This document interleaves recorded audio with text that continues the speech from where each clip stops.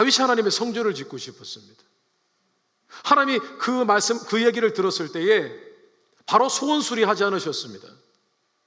이상하게 생각하셨습니다. 아니, 도대체 너가 나의 집을 짓는다는 것이 말이 되느냐? 이 우주도 이 세상도 나를 닮지 못하거를 내 집을 지어준다고? 라고 하셨습니다. 그 얘기는 원래 성전을 지을 계획이 하나님께는 없었다는 것을 의미를 합니다. 근데 저는 다윗이 하나님께 자신의 소원을 말씀드렸을 때에 그 상황이 담긴 말씀을 묵상할 때마다 그런 느낌을 받습니다. 결국에는 하나님이 성전을 지으라고 말씀을 하셨거든요. 그러면서 이런 느낌을 갖습니다. 하나님께서 그럼에도 불구하고 허락하시고 놀라신 것은 다윗의 뜻과 의지가 너무 선하고 기특한 거예요. 그의 소원을 들어주신 것이었습니다. 원래는 하나님의 계획이 아니었던 거예요. 그래서 성경에는 히스기야 왕이 있습니다. 하나님을 사랑했고 또한 하나님께 사랑받았던 왕이었습니다. 어느 날 선지자가 와서 자신의 죽음을 예고했습니다. 하나님께서 선지자를 통해서 말씀하신 것입니다. 미리 죽음을 준비하라고. 근데 히스기야 왕이 하나님께 간절히 기도하기 시작합니다. 살려달라고 기도합니다. 제가 하나님께 잘했던 것이 있지 않습니까? 저를 살려주십시오. 그렇게 기도를 합니다. 그랬더니 하나님께서 그에게 수명을 15년이나 연장시켜 주셨습니다. 원래 죽었어야 할 자신의 수명이 15년 연장된 것입니다. 그런데 그가 15년 더 사는 바람에 비극적인 일이 일어났습니다. 원래 남유다와 북이스라엘이 나눠졌을 때 북이스라엘에는 선한 왕이 거의 없었습니다. 그런데 남유다는 그래도 다윗의 계보에 의해 나타난 왕들이었고 하나님의 약속이 있었기 때문에 그 남유다 왕들은 대부분 괜찮은 왕들이었습니다. 근데 히스기야 왕이 15년 더 사는 바람에 그만 아이가 또 하나 태어났습니다. 그 유명한 남유다의 악명 높은 왕 므낫세 왕이 태어났습니다. 자, 그러면 히스기야 왕이 잘못 기도한 것일까요? 아니요. 히스기야 왕의 기도는 정당했던 것입니다. 그의 뜻과 의지는 정당했고 선한 것이었기 때문에 하나님께서 그의 기도에 응답하셨던 것입니다. 므낫세가 나쁜 왕이 된 것은 그의 책임이죠. 그뿐만 아니라 성경에는 사도 바울의 예도 말씀하고 있습니다. 사도 바울이 복음을 전하다가 감옥에 갇혔습니다. 그가 로마 시민권자인 것을 알고는 그를 풀어주려고 했습니다. 그러면 사도 바울은 그냥 풀려나서 자신이 원래 하던 선교 사역을 계속 감당하면 될 일이었습니다. 그런데 갑자기 사도 바울이 로마 황제에게 소송을 겁니다. 항소를 합니다. 내가 너무 억울하니까 황제를 만나야 되겠다고 얘기를 합니다. 왜 그랬을까요? 그는 높은 사람들 앞에 가서 복음을 전하고 싶었던 것입니다. 그래서 그가 압송을 되는 과정 가운데 많은 사람들을 만났는데요, 예언적인 은사를 가지고 계신 많은 분들을 만났습니다. 그런데 하나같이 그 사람들이 사도 바울에게 뭐라고 경고를 하냐면 너가 지금 올라가면 죽게 될 것이다 라고 예언을 합니다. 한 사람이 아니었습니다. 계속 많은 사람들이 사도 바울이 죽을 것이니까 조심하라고 그렇게 경고를 합니다. 왜 하나님께서 예언의 은사를 받은 사람들을 통하여 사도 바울에게 경고를 하셨을까요? 제가 말씀을 묵상하는 가운데 깨닫는 것은 하나님의 원래 계획은 사도 바울을 조금 더 살리셔서 선교 사역을 더 하게 하시는 일이었다고 생각을 합니다. 그런데 사도 바울이 자신의 뜻과 의지는 높은 사람들, 수많은 높은 사람들 앞에서 황제가 모였고 그 앞에 항소를 하니 얼마나 많은 사람들이 모였겠습니까? 그 앞에서 예수 그리스도의 복음을 전하다가 죽고 싶었던 거예요. 근데 하나님께서 그것을 막지 않으신 것은 사도 바울의 뜻과 계획이 너무나 선한 것이었기 때문에, 그의 뜻을 존중해 주셨던 것입니다.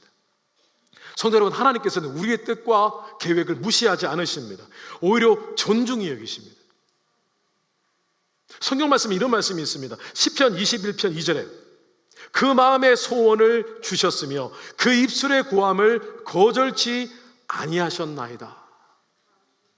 때로는 하나님께서는요, 우리의 상황을 아시고 우리의 상황에 부합된 좀 더 거룩한 뜻을 우리 마음의 소망으로 주실 때가 있다라는 것입니다. 그런데 더 놀라운 말씀이 있습니다. 시편 37편 4절입니다. 우리 같이 읽어보겠습니다. 또 여호와를 기뻐하라. 저가 내 마음의 소원을 이루어 주시리라. 아멘. 누구의 소원을요? 우리의 소원을 이루어 주신다고 했습니다. 그래서 성도 여러분, 우리가 기도해야 됩니다. 왜냐하면 우리의 기도의 내용 가운데는 선하고 의로운 뜻과 의지가 분명히 있기 때문입니다. 그리고 그 기도가 응답이 될 때 어떻겠습니까? 물론 나의 입장에서이지만 내 그래도 선하고 의롭다고 여기고 하나님께 기도했던 내용들이 응답받을 때 그것만큼 더 기쁜 일이 어디 있겠습니까? 근데 더 놀라운 것은요, 하나님 앞에 우리의 계획을 말씀드리며 기도하다 보면은 성령님께서 우리의 기도에 도와주셔서 더 귀하신 하나님의 뜻과 계획을 깨닫게 되는 은혜를 경험하게 되는 것입니다. 뿐만 아니라 우리는 말씀을 읽어야 됩니다. 왜냐하면 우리의 마음의 계획과 뜻과 의지는 하나님의 말씀으로 변화되어야 되기 때문에, 하나님 말씀으로 계속 우리가 묵상하고 순종하다 보면 어느 순간 우리 안에 튀어나오는 모든 뜻과 계획들이 점점 하나님을 가까이 하는 거룩한 것이 되는 것입니다. 그래서 말씀이 중요한 거예요.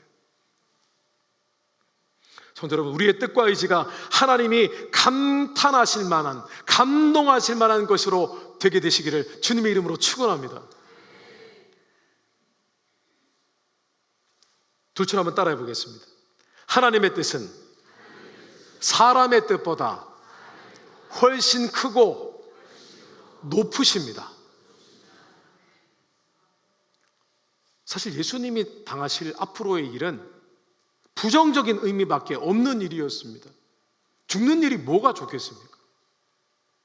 실제로 결과도 좋은 것이 아니었습니다. 왜냐하면 제자들의 입장에서는 자신의 인생을 걸고 한 일이 실패하는 일이었습니다. 얼마나 좌절이 되었겠습니까? 예수님이 죽으시고 모든 것이 다 무너진 것입니다. 앞서 말씀드린 것처럼 예수님의 입장에서는 어떻습니까? 예수님이 죽으시는 것이 뭐가 좋은 일입니까? 자신이 그렇게 사랑했던 제자들이 자신을 배신했습니다. 자신이 하나님이셨을 때에 창조하신 피조물들이 자신을 죽이는 일이었습니다. 이것은 수치스럽고 모욕적인 일이었습니다. 그래서 예수님께서 오죽하셨으면 38절 전반절에 보면 이렇게 고백을 하셨습니다. 이에 말씀하시되 내 마음이 매우 고민하여 죽게 되었으니. 이성적으로는 이해가 가는 겁니다. 본인이 죽어야 죄가 용서함을 받는 것을 알고 계셨던 겁니다. 그런데 감정적으로는 감당이 안 되는 거예요. 배신당했지, 치욕스럽지, 수치를 당하지. 그러나 예수님은 하나님 아버지의 뜻에 순종하셨습니다. 왜 그러셨을까요? 왜냐하면 예수님은 이후에 있을 하나님 아버지가 가지고 계셨던 더 큰 그림을 보고 계셨기 때문입니다. 다시 말씀드리면요, 하나님의 빅픽처를 보고 계셨던 거예요. 하나님의 빅픽처가 무엇입니까? 속죄, 속량입니다. 예수님께서 죄에 대한 죽으심, 인간이 당해야 할 그 죽으심을 대신 당하시면 죄가 용서함 받고 그들이 유일하게 구원을 받을 수 있는 길이기 때문에 그 일들이 이루어지는 것을 보고 계셨던 거예요. 마태복음 20장 28절에 인자가 온 것은 섬김을 받으려 함이 아니라 도리어 섬기려 하고 자기 목숨을 많은 사람의 대속물로 주려 함이니라. 예수님은 알고 계셨어요. 이 그림을 바라보니까 도저히 감당할 수 없는 죽으심을 순종함으로 받아들이신 것입니다. 그리고 예수님께는 또 한 가지 빅피처를 갖고 계셨어요. 아니, 성부 하나님의 빅피처였습니다. 바로 부활이었습니다. 지금 죽지만 부활함으로 인해서 결국 예수님의 죽으심이 실패가 아니라 능력이요, 이것이 바로 은혜이며 축복인 것을 증명하신 것입니다. 그리고 이 부활을 통하여 이후에 예수 그리스도를 믿는 모든 자들이 다시 부활하고 천국과 영생을 소유하실 것임을, 더 큰 복음을 선포하시는 것을 알고 계셨던 것입니다. 성도 여러분, 우리는 우리를 향하신 하나님의 계획과 뜻이 더 크신 것을 이해할 뿐만 아니라 믿어야 됩니다. 하나님의 큰 그림을 기대해야 됩니다. 그래야만 합니다.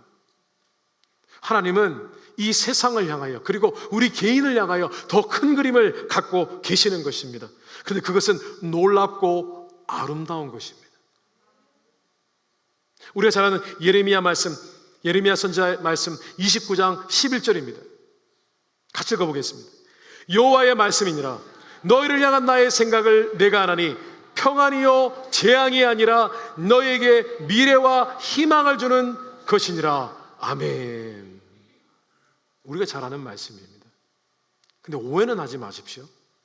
이 말씀은 하나님은 늘 우리가 받아들이기에 좋은 계획만 갖고 계십니다라는 의미는 아닙니다.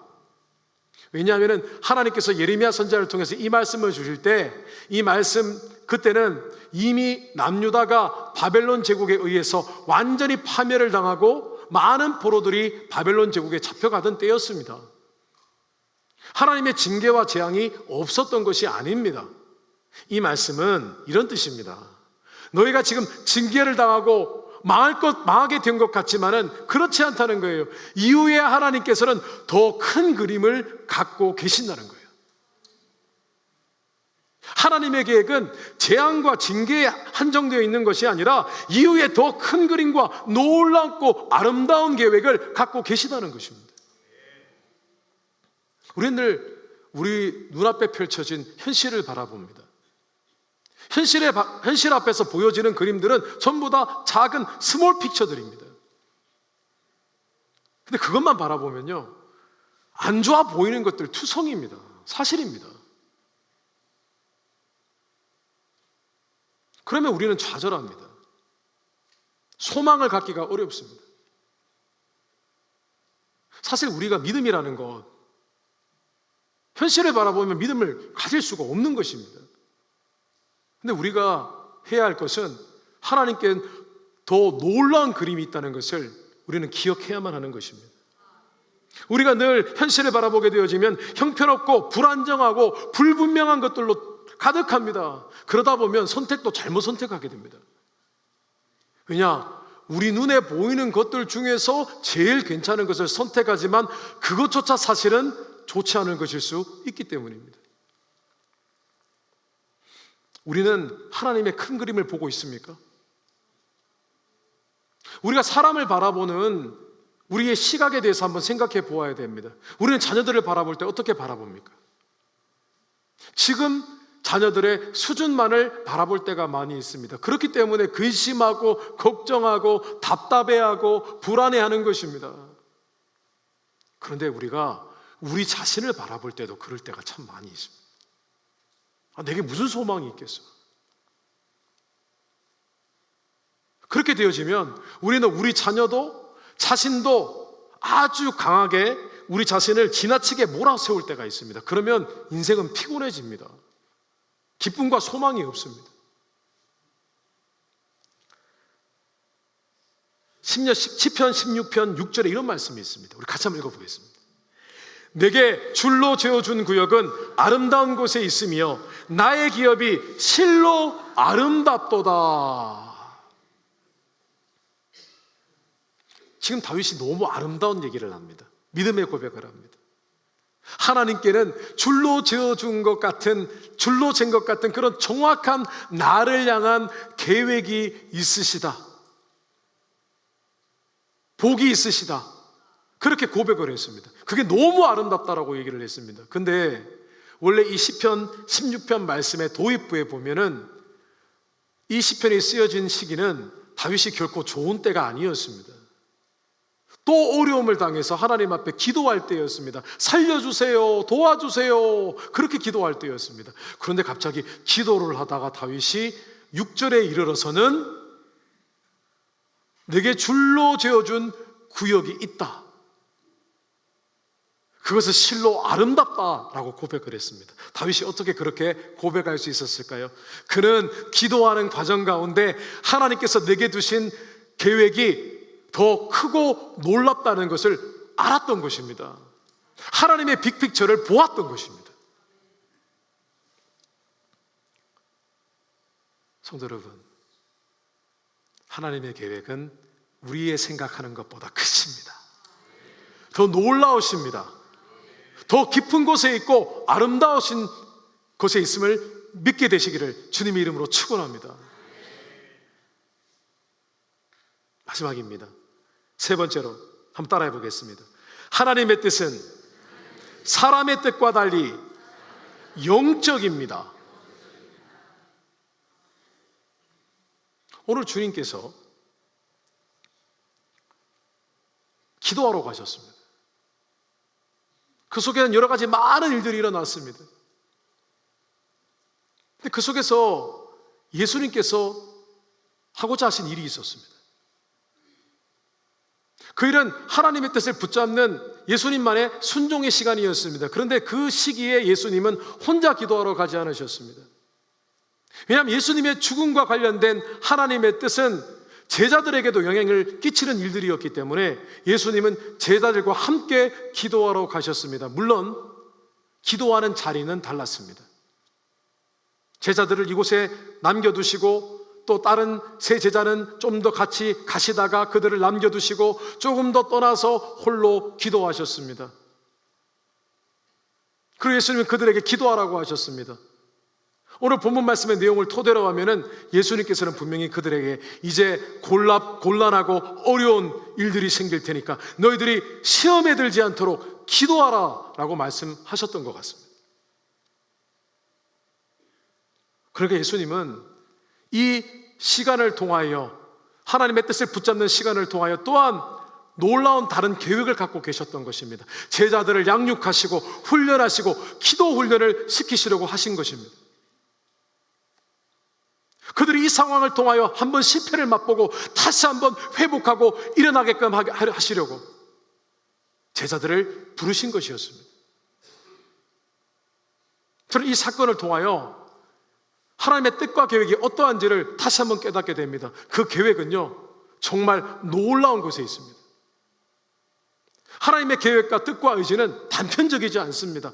하나의 사건을, 하나의 결과를 기대하시는 것이 아닙니다. 여러 가지 많은 결과를 기대하십니다. 그런데 그 속에서 하나님의 계획과 뜻은 늘 우리가 영적으로 더 잘 되기를 바라는 계획을 갖고 계시다는 거예요. 때론 하나님께서는 우리에게 어떤 어려운 상황을 허락하셔서 우리의 영적인 성품과 기질이 변화되기를 원하십니다. 그 사건을 통하여 도리어 우리로 하여금 기도하는 사람이 되게 만들고자 하십니다. 우리의 믿음을 더 자라게 하고자 하십니다. 합력하여 선을 이루게 하셔서 이전보다 더 나은 환경을 예비하시기도 하십니다. 근데 궁극적으로 하나님이 하기를 원하시는 것은 우리가 영적으로 더 발전하고 성장하기를 원하시는 계획이 담겨져 있습니다. 그래서 하나님은요, 바둑을 두듯이 세수, 내수, 아니 수백수, 수천수, 수만수를 내다보고 계세요. 우리 인생의 10년, 20년, 30년 우리가 죽음을 맞이하고 주님을 다시 만나게 되는 그 순간까지도 모든 계획을 갖고 계십니다. 그 속에서 우리를 하나님께로 더 가까이 인도하실 계획을 갖고 계시다는 것입니다. 우리가 하나님의 뜻과 계획을 생각할 때 묵상하는 말씀은 예레미야 22장 19절 말씀입니다. 우리가 앞서 읽었습니다.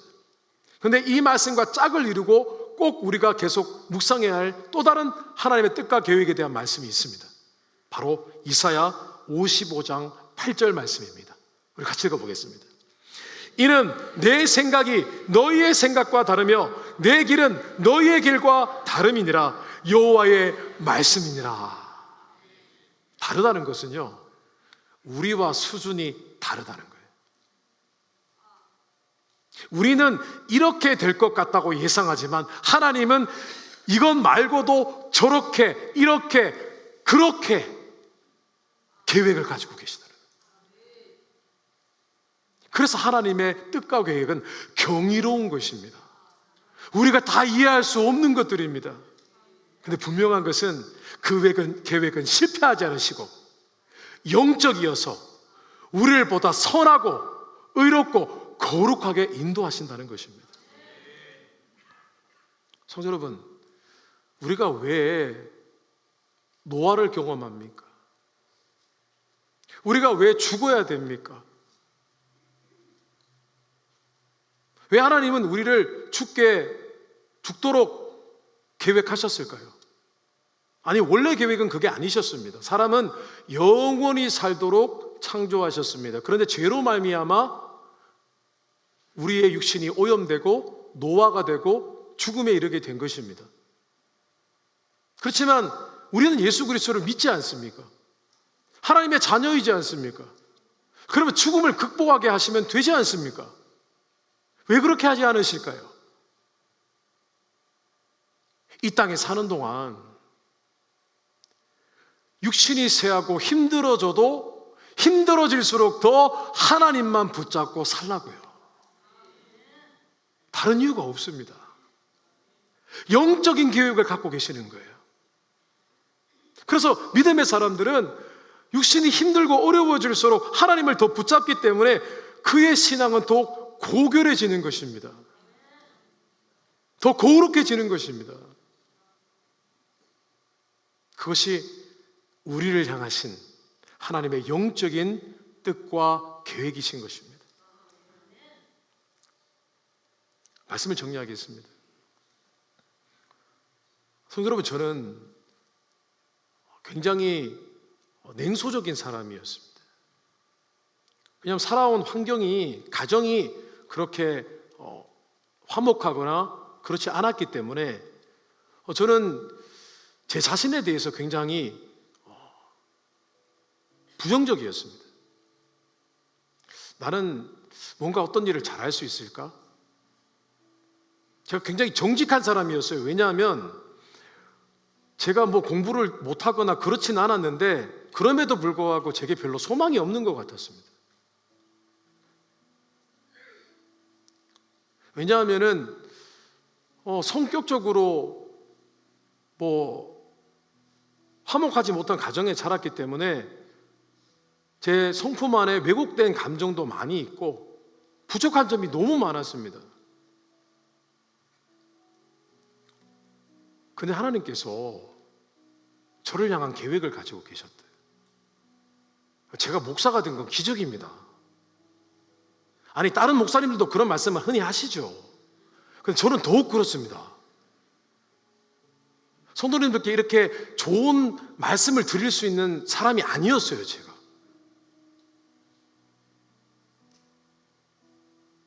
제 인생을 바라볼 때에 소망이 없었습니다. 게다가 저는 좋은 남편과 좋은 아버지가 될 자신이 없었어요. 저 안에 그런 다혈질적인 성품도 있고 또 왜곡된 생각도 있고, 그래서 표현을 아름답게 할 수 없는 것이 저의 모습이었습니다. 그런데 하나님께서 저를 하나님의 은혜로 많이 변화시키셨어요. 하나님의 빅픽처는 목회자였던 거예요. 저는 그런 사람이 아닌데. 최근에 제 생일이었습니다. 제 딸이 생일 카드를 썼어요. 그 내용이 어떤 내용이냐면은, 아빠 아빠가 나 고등학교 때 나를 야단쳤을 때 아빠가 내 앞에서 울었잖아.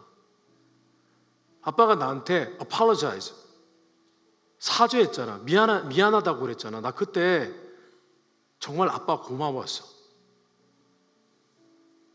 제가 그런 사람이었어요. 물론 아이가 잘못한 것도 있지만은 제가 심하게 야단을 쳤었거든요. 근데 아이가 이렇게 또 쓰더라고요. 아빠, 근데 아빠는 정말 좋은 사람이야. 아빠는 교회의 모습과 집에 있었을 때 모습하고 똑같아. 늘 사랑해줘서 고마워. 내 친구들한테 내 이상형이 누구냐고 물어보면 아빠라고 얘기해. 제 자랑하는 거 아니에요. 제 자랑하는 게 아니라 하나님께서 그런 계획을 갖고 계셨으니까 제가 그 계획에 따라 하나님의 은혜를 입은 거예요. 하나님은 놀라운 분이세요. 성도님, 오늘 하나님의 뜻에 대해서 이해하셨습니까? 하나님은 우리의 뜻과 계획을 존중해 주시는 분이십니다. 그런데 하나님도 우리를 향한 뜻과 계획을 갖고 계시는데 그 계획은 더 크고 아름다우십니다. 그리고 그 계획은 영적이십니다. 그러므로 우리 안에 다시 소망을 갖고 달려가게 되시기를 주님의 이름으로 축원합니다.